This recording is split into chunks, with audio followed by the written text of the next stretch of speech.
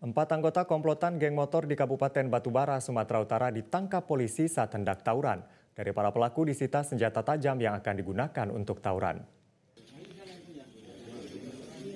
Keempat anggota geng motor ini ditangkap oleh personil Polsek Indrapura di Jalan Lintas Sumatera, Kecamatan Laut Tador, Batubara.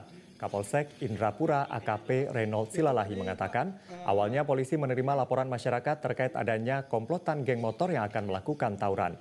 Polisi kemudian turun ke lokasi, namun komplotan geng motor yang diperkirakan berjumlah 30 orang langsung melarikan diri.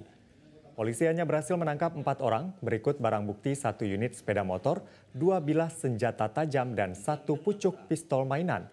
Setelah dibawa ke kantor polisi, keempat anggota komplotan geng motor yang masih berstatus pelajar tersebut diberi pembinaan. Polisi juga memanggil para orang tua masing-masing serta pihak sekolah. Kapolsek Indrapura mengimbau para orang tua agar mengawasi anaknya terutama saat malam hari karena rawan terlibat aksi geng motor. Waktu kita mendapat informasi masyarakat, kita langsung ke TKP yang dapat kita amankan 4 orang lengkap dengan sepeda motor, celurit dan senjata mainan.